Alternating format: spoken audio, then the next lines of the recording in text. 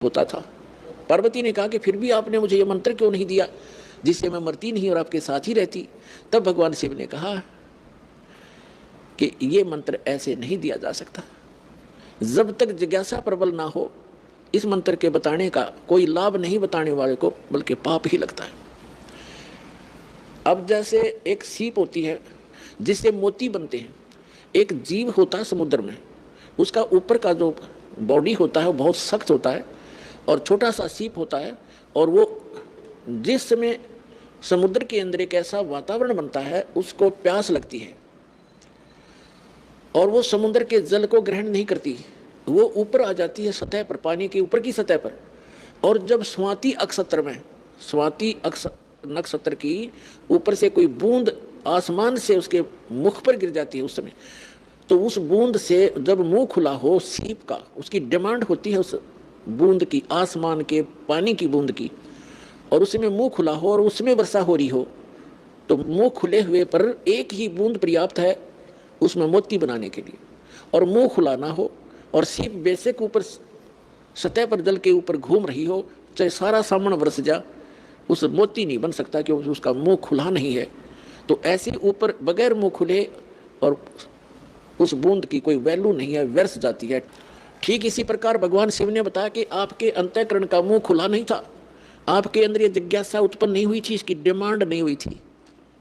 और आज नारद जी ने आपके अंदर ये प्रेरणा पैदा करके आपके अंतःकरण की वो डिमांड प्रेरित कर दिया, आपको आपकी प्रबल इच्छा होगी। अब ये मंत्र दूंगा पार्वती तो तेरा काम करेगा। पहले मैंने बहुत बार कोशिश की थी कि आपको ये मंत्र दूं, लेकिन आपने तो कान्ना पे कटाली सारी बात, और कभी भी नहीं आपने भक्ति करने की सोची भी नहीं। अगर आप मेरे ज्ञान को सुनती तो मैं ये मंत्र आपको प्रेरित करके ये मंत्र भी देता, लेकिन ये ऐसा अनमोल मंत्र है, बगैर जिज्ञासु के और प्रबल इच्छा हुए बिना ये देना व्यर्थ होता है। इसलिए मैंने आपको मरते हुए भी देखा, मैं रोता भी था, डकराता था, टक्कर मारता था, लेकिन ये अनमोल वस्तु दे नहीं सकता था। तो पुण्यात्माओं, उस मंत्र को कितना कॉन्फिडेंस रखा गया था भगवान शिव के द्वारा। पार्वती के अतिरिक्त उन्होंने किसी को ये मंत्र फिर खोला भी नहीं। अब पार्वती से कहा कि इस मंत्र को मैं उस स्थान पर दूंगा, कोई अन्य जीव जंतु ना सुन ले। तो कहाँ लेगी उनको?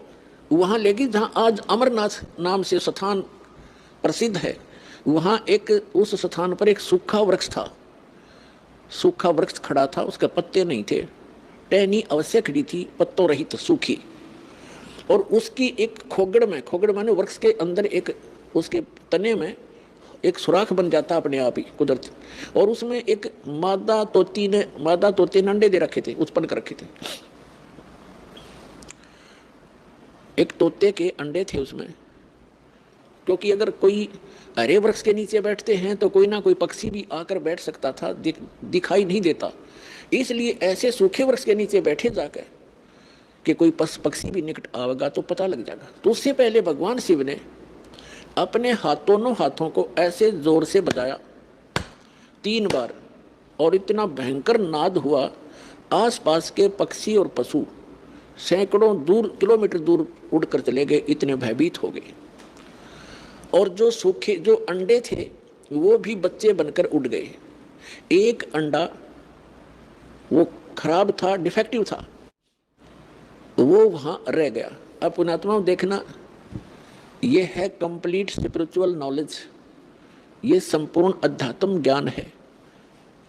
अब आप देखते हो जैसे अस्थि उठाते हैं, अस्थि फूल उठाते हैं, जो हार्ड जीव के, मनुष्य के, स्त्री या पुरुष के जला दिए जाते हैं, शरीर को अंतिम संस्कार कर दिया जाता है शरीर का, उसके बाद उसके कुछ कण हड्डियों के बच जाते हैं, उनको फूल बोलते हैं, अस्थि बोलते हैं। उनको वहाँ से उठाया जाता है उस राख से, और कहाँ डाल के आते हैं? गंगा में, दरिया में। क्यों डालते हैं? ये तो एक बहकाने वाली बात है कि वहाँ गति करवाने जाते हैं। मरने के बाद जीव चला गया जहाँ जाना था, उन हड्डियों के कहीं फेंकने से, दरिया में डालने से गति होती है। उसका मूल उद्देश्य ये है कि जैसे हम जिस बॉडी में रहे हैं, ये शरीर हमने सबसे प्रिय है। इंसान कोई रोगी हो जाता है रोग भयंकर होता है, उसमें बहुत इलाज करवाना पड़ता है, तो अपने मकान और ज़मीन को भी बेचकर इस शरीर को सुरक्षित रखना चाहता है।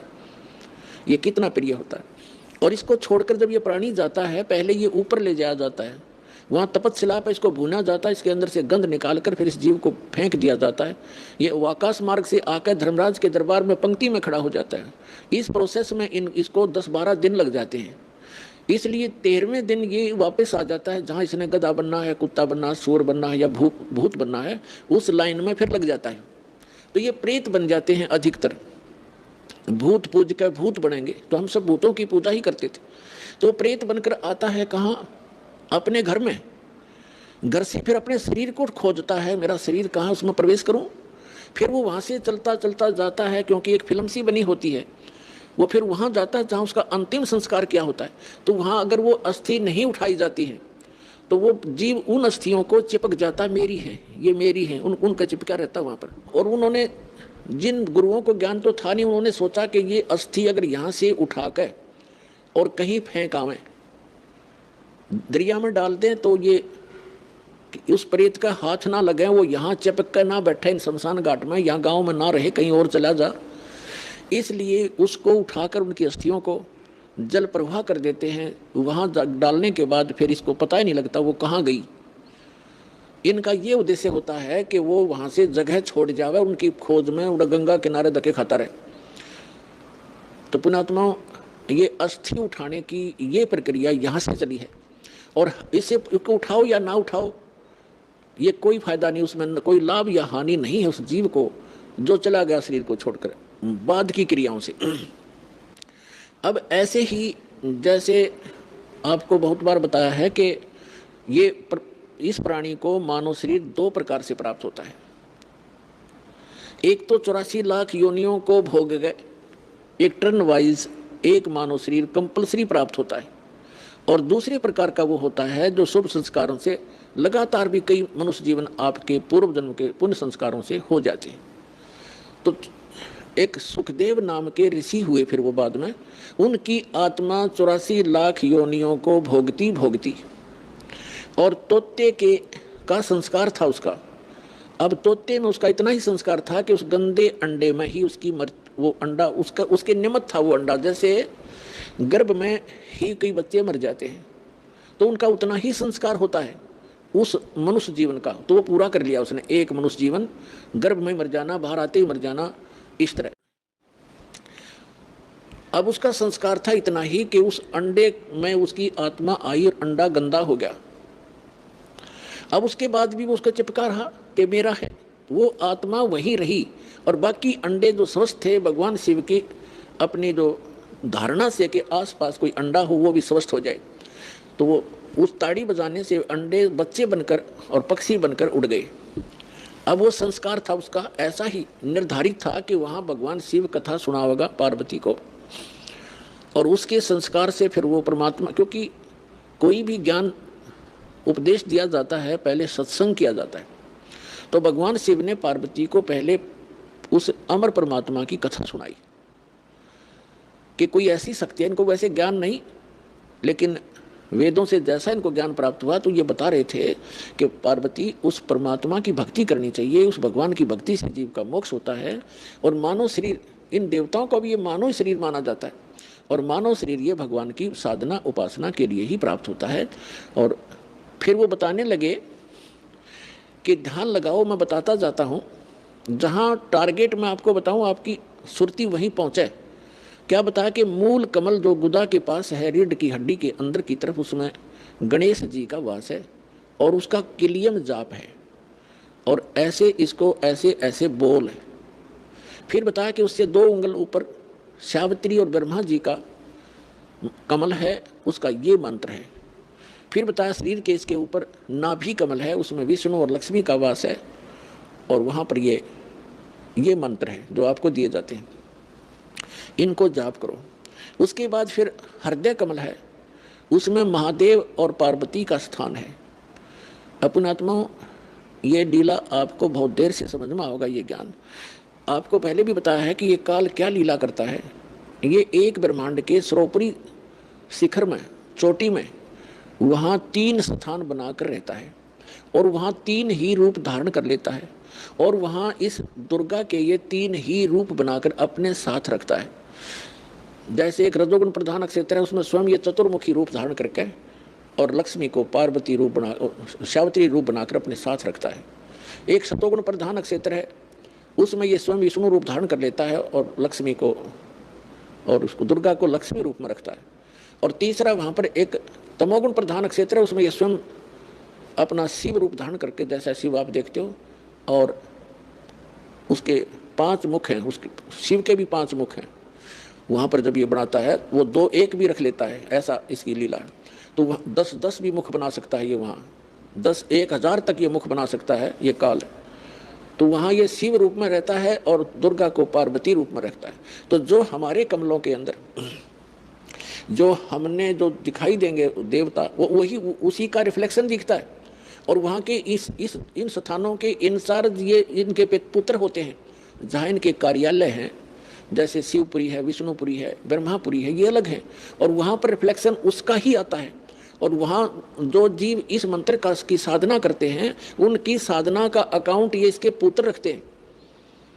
जैसे हम ब्रह्मा जी और सावित्री का जाप करते हैं, तो वो अकाउंट इनके पास जाएगा, अकाउंट यही रखेंगे ये ब्रह्मा विष्णु महेश ही अलग से। तो पुणात्माओं, ये PhD का मार्ग है, धीरे धीरे आपको समझ में आएगा। तो यहाँ शिव बता रहा है कि हृदय कमल में शिव और पार्वती का स्थान है, इसके ऐसे 12 पंखुड़ियाँ हैं, इसका ये मंत्र है। फिर कंठ कमल में देखिए दुर्गा का स्थान है, और इसमें इतने कमल हैं, 16 कमल, 16 पंखुड़ी हैं, और इसका ये मंत्र है। तो ऐसे जब वो जाप करती हुई जा रही थी, फिर कहा कि त्रिकुटी में की तरफ चलो पार्वती। अब जो ही वो ऊपर को उठी, यहाँ से समाधिस्थ हो गई वो, क्योंकि पुण्यात्माएं जो होती हैं उनका शरीर एक बहुत कोमल होता है, उनमें इतने विकार नहीं होते जैसे हम कलयुग में आ गए। सतयुग में क्या था? सतयुग में प्रत्येक व्यक्ति, कोई भी था, जन साधारण भी और ब्राह्मण गुरु भी, उनकी समाधि तुरंत लग जाया करती थी, क्योंकि शरीर इतना पिछले पुनः संस्कारों से इतना कोमल होता था, इतना स्वच्छ होता था, अंदर से सब नसें सब वो उनका साफ होता था, बहुत आसानी से समाधि लग जाती थी। तो ऐसी वो देव स्वरूप शरीर था पार्वती का, तो स्वयं उनका एकदम समाधि लग गई। वो अंदर सुरती उसकी कमलों में चली गई, और उन कमलों में घुसकर वो नज़ारा देखने लगी। अब जैसे पुण्यात्माओं, आप सिनेमा देखने जाते थे पहले, अब तो नहीं देखेंगे हम, पहले सिनेमा देखने जाते थे 3 घंटे, 3 घंटा का न्यू पता नहीं चला था किस में गए, क्योंकि कभी कुछ देख रहे हैं, कभी कुछ देख रहे हैं, कभी कुछ देख रहे हैं, 1 सेकंड में वो होया पावा था, खत्म होगी भाई। और बस स्टैंड पे बस की इंतजार कर ले, 10 मिनट में 20 बार उठेगा, 10 बार बैठेगा, आई किसी आई।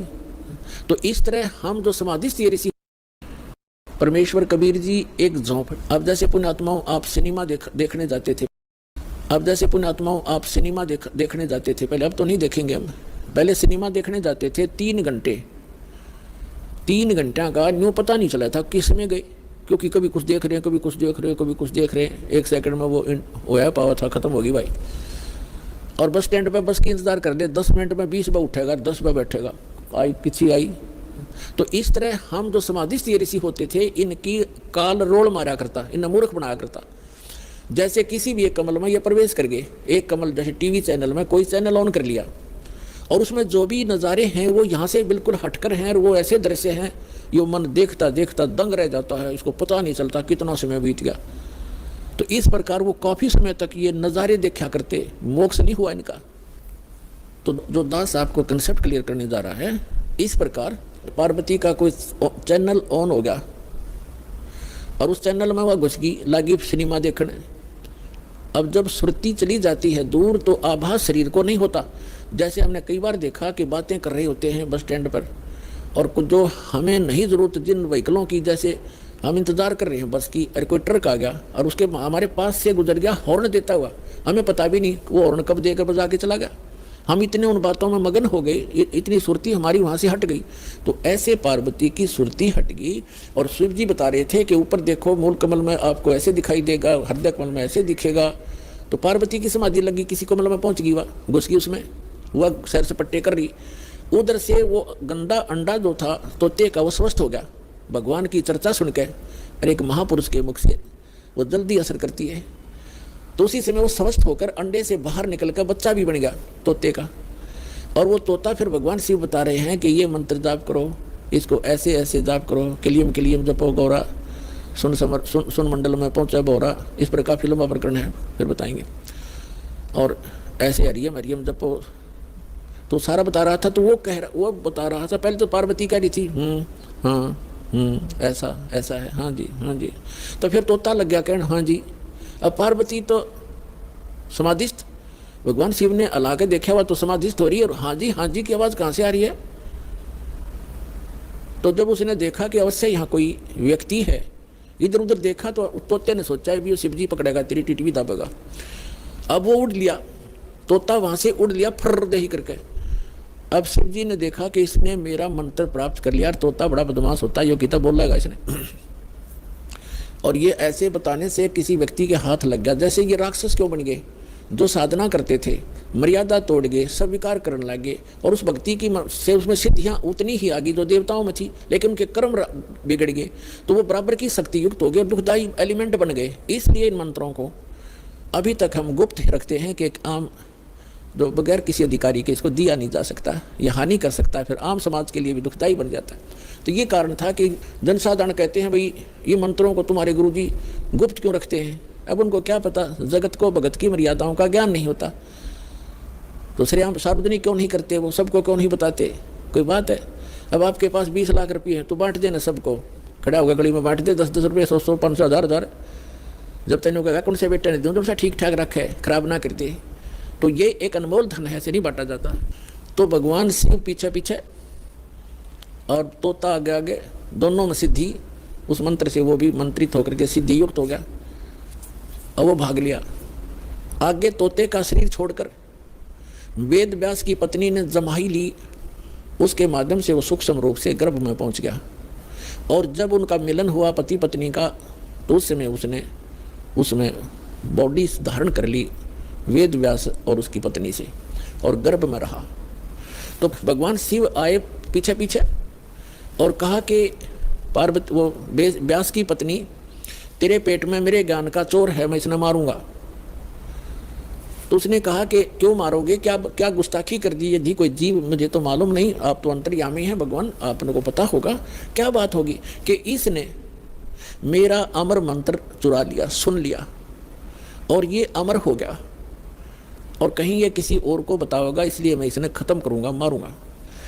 तो व्यास की पत्नी कहने लगी, बोले नाथ, एक तरफ तो आप कहते हो ये अमर हो गया, तो आप मारोगे कैसे इसको। तो शिव जी वहां से आ गया, भाई बात तो ठीक है, गर्भ में ऐसे साधक को हानि नहीं पहुंचा सकता, जो पूर्व जन्म के कुछ संस्कारी होते हैं, वो गर्भपात से मरण नहीं होता उनका। और फिर व्यास जी और उसकी पत्नी भी साधक थे, तो साधक को कोई भी देव जो हानि नहीं पहुंचा सकता। तो भगवान शिव वापस आ गया। अब कहने का भाव ये है दास का कि पार्वती जी को वो मंत्र मिला भगवान शिव से, कहाँ, जहाँ पर आज हम एक अमरनाथ का मंदिर मानते हैं, अमरनाथ मानते हैं, और वहाँ अपने कल्याण के लिए हम वहाँ दर्शनार्थ जाते हैं कि हमारा मोक्ष हो जाएगा। अमरनाथ पर जाने से नहीं, अपने आत्माओं, वो मंत्र से मोक्ष हुआ पार्वती का, उस अमरनाथ से नहीं। अमरनाथ एक स्थान है जहाँ पार्वती जी को वो अनमोल मंत्र प्राप्त हुआ था। अब इस दास के पास वो कंप्लीट स्पिरिचुअल नॉलेज है, वो अमर मंत्र है। ये अमर मंत्र जो भगवान शिव ने पार्वती जी को दिया, ये तो इतना अमर है, जब तक शिव रहेगा पार्वती की मृत्यु पुनः नहीं होगी, और एक दिन पार्वती भी मरेगी, शिव भी मरेंगे, ये अविनाशी नहीं है। श्री इसका प्रमाण है श्री देवी भागवत 3रा स्कंद सचित्र मोटा टाइप 3रे स्कंद में गीता प्रेस गोरखपुर से प्रकाशित के 123 पृष्ठ पे भगवान विष्णु स्वयं कहते हैं, अपनी माता की स्तुति करते हैं दुर्गा की, तुम शुद्ध स्वरूपा हो, ये सारा संसार तुम्ही से उद्भासित हो रहा है, मैं ब्रह्मा और शंकर आप ही के कारण हम वर्तमान हैं, और हमारा तो आविर्भाव माने जन्म और त्रोभाव माने मृत्यु हुआ करता है, हम अविनाशी नहीं है। अपने आत्माओं, जैसे इस दास से मंत्र आप जी को बरवाला के पुराने आश्रम में मिला है, तो उसके लिए वो पुराना आश्रम अमरनाथ है जहाँ वो मंत्र मिला आपको। अब उस बरवाला आश्रम में माथा टेकने तो नहीं, उस मंत्र के जाप करने से आपका मोक्ष होगा। और वो मंत्र आपको ये दास कहीं भी मिल जावे, जैसे घर घर जाया करते थे हम, वो घर में मंत्र देते थे, तो उनके लिए वो स्थान है, वो अमरनाथ जहाँ ये मंत्र मिला था, उस अमरनाथ उस अमर मंत्र के मिलने वाले स्थान से मोक्ष नहीं, चाहे मत्था टेको चाहे ना टेको, उस मंत्र के जाप से मर्यादा में रहते हुए साधना करने से आपका मोक्ष होगा। जैसे पहले हम नगर नगर में जाकर सत्संग करने लगे थे और वहाँ टेंट लगाया करते थे, भट्ठी बनाया करते थे मिट्टी ग्राउंड में, ईंटों की मट्टी भट्ठी बनाकर हलवा खीर बनाते थे और सत्संग करके हम अगले स्थान दूसरे शहर में चले जाते थे। तो एक जैसे हम एक बार करनाल के अंदर सत्संग करके चले गए, हम चले गए हिसार में आ गए, तो जिस भक्तों ने वहाँ नाम लिया था तो उनके लिए वो करनाल का वो मैदान अमरनाथ है। लेकिन अगर कोई उस बाद में कोई व्यक्ति यूँ कहे कि चल आपको वहाँ वो स्थान दिखा कर लाता हूँ जहाँ पर रामपाल महाराज का सत्संग हुआ था, तो वहाँ क्या दिखा कर लाएगा बाद में? जहाँ भट्ठी पड़ी थी ईंटों की यूजलेस, हमने काम सारा कर लिया था, हम आगे चले गए। अब उन भट्टियों को देखने से, जैसे हम वहाँ ये सत्संग जहाँ हो रहा हो और ये दास जहाँ उपलब्ध हो, तो वहाँ भक्त हों, वहाँ पर खीर भी मिलेगी, हलवा भी मिलेगा और ये अनमोल ज्ञान भी सुनने को प्राप्त होगा। अब यदि कोई व्यक्ति कहे कि चल आपको वो स्थान दिखा कर लाता हूँ जहाँ सत्संग हुआ था, वहाँ जाकर क्या दिखावे, देख यहाँ तो खीर बनी थी, यहाँ हलवा बना था, यहाँ बैठ कर नाम दिया था, तो वहाँ ना तो वह खीर ना हलवा, सूखी भट्ठी है, उन्हें 6 पे माथा टेका हो जाए, तो वह चीज़ तो यहाँ मिलेंगी जहाँ दास उपलब्ध है। अब ये बरवाला के अंदर है वो भट्ठी, वो खीर भी, हलवा भी और अनमोल मंत्र और ज्ञान भी। इस प्रकार जितने भी हमारे ये तीर्थ हैं, ये पवित्र यादगारें तो हैं कि यहाँ ऐसी घटनाएं घटी थी, ये केवल यादगार हैं, लेकिन वहाँ जाने से जीव को पाप के अतिरिक्त कुछ नहीं मिलेगा। एक समय जैसे परमात्मा की लीला में लिखा हुआ है कि वो सतलोक से चलकर आते हैं, वो 3 प्रकार की स्थिति से हमारा धारण पोषण करते हैं, 3 प्रकार के शरीर से। एक शरीर से तो सतलोक में स्थायी रहते हैं, उनके एक रोमकूप में करोड़ सूर्य करोड़ चंद्रमा मिला दे इतनी रोशनी होती है। और दूसरा वो करते हैं लीला, जैसे प्रत्येक युग में एक शिशु रूप धारण करके एक लीला करते हैं, उनको निसंतान दंपति उठा ले जाते हैं, धीरे धीरे बड़े होते हैं और जो वो क्रियाएं कर रहे होते हैं माता पिता, वही क्रिया करते हुए एक जनसाधारण जैसा जीवन जीकर वो परम पिता दिखाते हैं, ऐसी लीला क्या करते हैं। और दूसरी प्रकार की स्थिति में वो कभी भी कहीं पर भी आकर के साधु रूप में प्रकट हो जाते हैं, अच्छी आत्माओं को मिलते हैं, उनको ज्ञान देते हैं, उनको अपने से परिचित कराते हैं, जो भटक रही होती है उनकी प्यारी आत्मा। ऐसे ही एक धर्मदास नाम के महापुरुष वैश्य थे, बनिए थे, और वैष्णु साधु से दीक्षित थे, विष्णु जी के पुजारी थे, विष्णु जी को इष्ट मानते थे, साथ में शंकर भगवान की भी पूजा करते थे। जैसे भी हमारे धर्म गुरुओं ने हमारे को जो ज्ञान दे रखा है, हम वैसे ही वो लगा हुआ था। और रूपदास नाम के एक वैष्णव संत से दीक्षित थे। अब उस रूपदास जी ने जैसा भी उस प्यारी आत्मा को गाइड किया, वो उसी तरह समर्पित था। उसने बता रखा था रूपदास जी ने कि 68 तीर्थ करने चाहिए, अमरनाथ 4 धामों को भी अवश्य वहाँ जाना चाहिए, एकादशी का व्रत करो, हरे राम हरे कृष्ण और भोलेनाथ शंकर भगवान का इसका जाप करो, ओम नमः शिवाय आदि। तो ये मंत्र जाप करता था। और तीर्थ भ्रमण के लिए वो चले वहाँ से।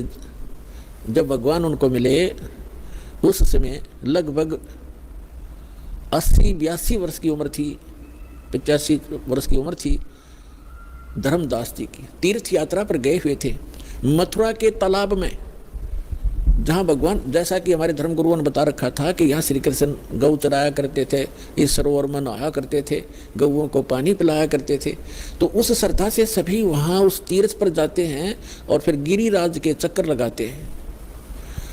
अपने आत्माओं, ये भोली आत्मा ये तो कहती हैं कि रामपाल तो हमारे देवी देवताओं को, धार्मिक तीर्थों को जो है अच्छे नहीं बताता। अब विचार करो, जिस गिरिराज यानी गोवर्धन पर्वत की आप महिमा गाते सुनाते हो, उसकी लीला क्या है। जैसे धर्मदास जी को परमात्मा मिले, फिर उनसे पूछा कि आप, ये लंबी वार्ता है, समय थोड़ा है, लेकिन आज जो दास बताना चाहता है कि तीर्थों पर और इन ऐसे यादगार स्थानों पर जाने से जीव का मोक्ष नहीं, और केवल पाप ही होते हैं, पुण्य नहीं। क्योंकि पुण्य तो इसलिए नहीं कि शास्त्र, वो श्रीमद् भगवद गीता में वर्णन नहीं उसका, और जो शास्त्र में वर्णित साधना नहीं है वो अध्याय नंबर 16 के गीता के मंत्र 23 में स्पष्ट ही कर दिया है कि शास्त्र विधि को त्याग कर जो मनमाना आचरण करते हैं उनको कोई लाभ नहीं होता, ना सुख होता, ना गति होती, और ना ही उनको कोई सिद्धि प्राप्त होती, यूजलेस। तो धर्मदास जी को परमात्मा एक जिंदा महात्मा के रूप में मिले। पहले तो तालाब में नहाए, फिर विष्णु जी की एक मूर्ति शालिग्राम था, उसको नहाया धोया, नए कपड़े पहनाए, पुराने कपड़े धो कर सुखा दिए भगवान के, फिर धूप दीप दे करके उसको जो ऐसे धूप धाप दे कर लग गया गीता का पाठ करने। परमात्मा निकट से बैठ के 20-30 फुट की दूरी, 50 फुट की दूरी पे, और ध्यान से सुन रहे हैं, जैसे बहुत अच्छा लग रहा है। धर्मदास जी ने भी उस दिन एक अध्याय करा करता पाठ था, उस दिन 4-5 मोटे मोटे से 4-5 अध्याय सुना दिए। ये जान करके ये सामने बैठा एक मुसलमान हमारे धार्मिक ग्रंथ ज्ञान से कितना प्रभावित है। जब सारा कुछ सुना लिया, जो भगवान निकट आकर बैठ गए और कहा, हे महात्मा जी, मैं भटकी हुई आत्मा हूँ, देखो पुण्यात्माओं, हमारे पिता ने हमारे तक पहुँचने के लिए कितना कैसे छिद्र करने पड़ते हैं, क्योंकि काल ने हमारी इतनी बुद्धि खराब कर दी इस गलत ज्ञान से, और यह झूठे सुख में इतने रंग दिए, ब्रह्मा विष्णु महेश को इष्ट मानकर हमारी पूजा में, इनकी पूजा में दृढ़ कर दिए। तो अपने आप को एक दास कहते हैं, अज्ञानी कहते हैं, और उस जीव आत्मा को विद्वान कहते हैं, महापुरुष कहते हैं और महाराज कहते हैं, क्योंकि वो वैष्णव परंपरा से दीक्षित हो गया था और चौथे आश्रम में चल रहा था, संन्यास ले चुका था लगभग, यानी संन्यास का मतलब भगवान की भक्ति में ही ज़्यादा रहता था। तो उसको कहते हैं भगवान के, हे महाराज जी, मुझे कुछ ज्ञान सुना, आपका बहुत अच्छा ज्ञान लग रहा था मुझे, लेकिन मैं समझ नहीं पा रहा था। तो फिर लगा धर्मदास जी ने बताया कि 68 तीर्थ करने चाहिए, रामकृष्ण का जाप करना चाहिए, सोम नमः शिवाय का जाप, यानी भगवान शिव की भक्ति करनी चाहिए। तो भगवान ने कहा कि मुझे आप अपना दीक्षा दे दो, मुझे मैं कुछ भक्ति कर लूँ। तो धर्मदास जी ने कहा कि मैं दीक्षा देने का अधिकारी नहीं हूँ, और ऐसे कोई दीक्षा देने से कोई लाभ नहीं होता, मैं आपको अपने गुरुजी रूपदास जी से मिला दूंगा, आप उनसे दीक्षा ले लेना। और बगैर किसी आज्ञा से, अधिकारी से, ना दीक्षा लेने वाले को लाभ, देने वाले को पाप गणा, मैं नहीं कर सकता ऐसी गलती। तो तब तक परमात्मा ने कहा कि मेरी कुछ शंकाओं का समाधान कर दो, ताकि मैं आपके गुरुजी के पास जाकर दीक्षित हो सकूं। ये क्या बताने लगा धर्मदास कि हम कोई जीव हिंसा नहीं करते, हम कोई जीव हिंसा नहीं करते, हम तो वैष्णव साधु हैं, हम मांस वास नहीं खाते। तो परमात्मा ने कहा कि देखो, आप यहाँ क्या क्रिया की आपने, कि गिरिराज का एक पूरा चक्कर लगाया मैंने, इस गोवर्धन का चक्कर लगाया है, और आज यहाँ रुका हूँ, और इस भगवान के ये धाम है, ये तीर्थ है मथुरा का, इसमें स्नान किया है, इसमें स्नान करने से बड़ा पुण्य होता है, बड़े इसमें लाभ होता है, मोक्ष होता है, और गिरिराज का जो चक्कर लगाने से जीव का कल्याण होता है। परमात्मा बोले कि आप गीता को सत्य मानते हैं? हाँ जी मानता हूँ। आप नाम क्या जपते हो? हरे राम हरे कृष्ण कृष्ण कृष्ण हरे हरे, राधे राधे श्याम मिला दे। क्या ये मंत्र गीता जी में है? कि नहीं, जो गुरु मंत्र दे दे उसी से लाभ होगा। गीता अध्याय नंबर 16 के श्लोक नंबर 23 में लिखा है कि शास्त्र विधि को त्याग कर, आप ही पढ़ रहे थे अभी, भगवान ने कहा जो मनमाना आचरण करते हैं, अपनी मनमर्जी मनमुखी जो मंत्र जाप करते हैं, वो यूजलेस है, ना उनको सुख होता है, ना कोई गति होती है, ना उनको कोई सिद्धि प्राप्त होती है। आप तो गीता को पढ़ते हो, करते हो इसके विपरीत हो, आप विधान तोड़ रहे हो। और गीता का ज्ञान किसने बोला? महात्मा परमात्मा ने कहा कि श्री कृष्ण जी ने बोला। अच्छा, श्री कृष्ण ना, श्री कृष्ण कौन है? कि विष्णु जी। विष्णु जी की मृत्यु होती है कि नहीं? वो तो अजरो अमर है, वो परमात्मा सर्वशक्तिमान। अच्छा, गीता जी का ज्ञान दिया, श्री विष्णु कहो चाहे श्री कृष्ण कहो, आपके शब्दों में। हाँ जी, हाँ जी। तो गीता अध्याय नंबर 4 के श्लोक नंबर 5 और 9 में आप ही पढ़ रहे थे। ये खुद कहता गीता ज्ञानदाता कि मेरे और तेरे अर्जुन बहुत जन्म हो चुके, तू नहीं जानता, मैं जानता हूँ। दूसरे अध्याय के 12वें श्लोक में आपने पढ़ा, यानी परमात्मा ने ये संकेत में बताया कि अभी आप पढ़ रहे थे, वो खुद कह रहा है कि मेरी जन्म मृत्यु होती है। ये 10 श्लोक बता रहा है आपको। और 10वें अध्याय के दूसरे श्लोक में कहा कि मेरी उत्पत्ति को ना ये देवता जानते। सतब हो गया एकदम, जैसे सुन हो जाकर, और आप कहते ये अजरोमर है। और ये खुद कहता 18वें अध्याय के 62वें श्लोक में कह दी, तूने पूर्ण मोक्ष चाहिए तो उस परमेश्वर की शरण में जा, उसकी कृपा से तो परम शांति को, सनातन परम धाम को प्राप्त होगा। वो परमात्मा कौन है उसके बारे में बताओ मुझे, तब मैं दीक्षा लूँ तुम्हारे से। तो नाराज हो गया भगवान, नाराज हो गया कौन? धर्मदास। कि तो आप तो हमारे देवी देवताओं को हे बताते हो, आप तो मुसलमान हो इसलिए। परमात्मा बोले मैं नहीं बताता, आप ये बताइए मुझे कि ये गिरिराज की आपने परिक्रमा की, ये कथा सुना दे मुझे। धर्मदास जी ने सुनाया ने, एक बार ना यहाँ देवी देवताओं की पूजा हुआ करती थी और भगवान कृष्ण ने यह कहा कि इन देवी देवताओं की पूजा बंद करो, इंद्र की पूजा भी बंद कर दो, केवल एक परमात्मा की भक्ति करो। जिससे एक शुद्ध होकर के इंद्र ने इतनी जबरदस्त वर्षा कर दी, क्षण में मेघ माला, क्षण में करोड़ मेघ माला एकदम वर्षा दी, मूसलधार वर्षा होगी। तो भगवान शिव ने, कृष्ण ने इस गिरिराज को उठा लिया था हाथ पे और सारे ब्रज की रक्षा कर ली, सारा इंद्र बरस लिया, सारा वर्षा हो ली, कोई खूब मुसलधार, लेकिन एक बूंद भी नीचे नहीं आने दी। इस गोवर्धन के ऊपर ही सोख दी भगवान ने। परमात्मा बोले थारी बुद्धि ले गए चोर। अब तेरे कृष्ण जी कहने लग रहे देवी देवताओं की पूजा मत करो, देवताओं के मुखिया इंद्र की भी पूजा छुड़वाई उन्होंने, और तम इन देवताओं के चपट रहे, और फिर मैं देवताओं की थरी बेइज्जती करता हूँ। और जिस जोड़ में तू ना आया इस महीने ने तो छोड़ कर वो चले गए। श्री कृष्ण द्वारका में रहा करते थे, वहाँ जाओ ना, वहाँ गड्ढो तुम। अब वो द्वारका भी ना रही, वो समुद्र में डबो दी, इसलिए डबो दी थी कि यहाँ धक्के खाना होंगे ये बोली आत्माएं, मोक्ष होगा भक्ति से। अपने आत्माओं ये ज्ञान है, अभी तक हमने अज्ञान भर रखा था अपने अंदर। ये काफ़ी लंबी कथा, लेकिन शॉर्ट में जो दास बताना चाहता है वो इतना ही है। फिर परमात्मा ने कहा कि आप कहते हो कि मैं कोई जीव हिंसा नहीं करते, आप कहाँ से चल कर आए हो? कि बांधवगढ़ से आया हूँ। कहाँ? मथुरा में। कितनी दूरी है, कितना डिस्टेंस है मथुरा और बांधवगढ़ का? धर्मदास जी ने कहा यानी 250-300 मील होगा कोस, पहले कोस चलती थी, यानी 850 किलोमीटर डिफरेंस है मथुरा और बांधवगढ़ का। तो परमात्मा ने कहा किस साधन से आए आप? धर्मदास जी ने कहा मैं पैदल आया हूँ महात्मा भाई, पैदल आया हूँ जिंदा महात्मा जी, मैं पैदल आया हूँ। तो परमात्मा ने कहा वहाँ से लेकर इस मथुरा तक आपने कितने जीव मार दिए, गिनती नहीं हो।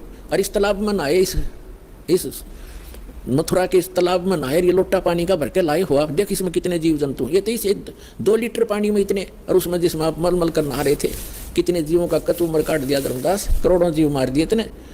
और इंतजार तुम कहते हो मोक्ष होगा, तुम तो पाप के भागी होगे। पृथ्वी ऊपर पग जो धारे है, करोड़ जीव एक दिन में मारे। कहते सत्य ब्राह्मण की है हत्या, जो चौका तुम देव नित्या। ब्राह्मण संस हत्या जो होई, जल स्नान करत हो सोई। अब जैसे आपके शास्त्रों में कहा है कि ब्रह्म हत्या का पाप बहुत भारी होता है, जीव हिंसा ब्रह्म, और जैसे